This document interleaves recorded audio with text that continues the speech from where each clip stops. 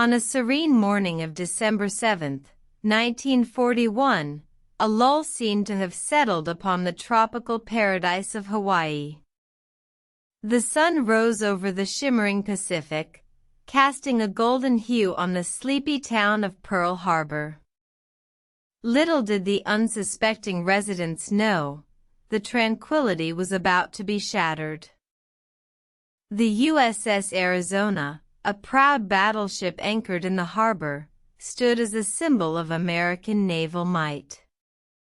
Its crew, a mix of sailors and Marines, went about their routine, oblivious to the impending disaster. Meanwhile, in the distant skies, a fleet of Japanese warplanes, guided by hidden navigational aids, approached unnoticed. Suddenly, the stillness was pierced by the deafening roar of engines, as the first wave of Mitsubishi A6M Zero fighters swooped down, releasing their deadly payloads.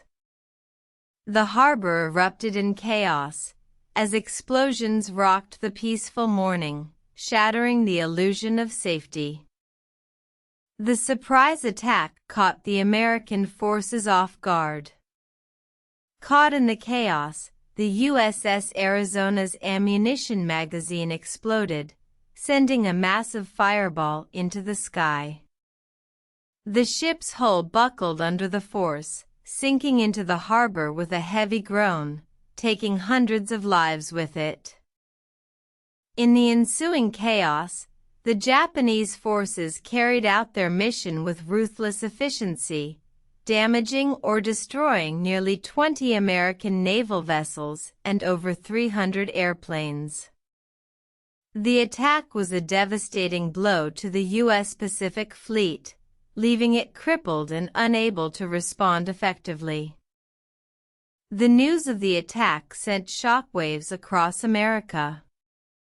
President Franklin D. Roosevelt, addressing Congress, demanded that December 7, 1941, be a date which will live in infamy. The following day, America officially entered World War II, marking a turning point in the global conflict.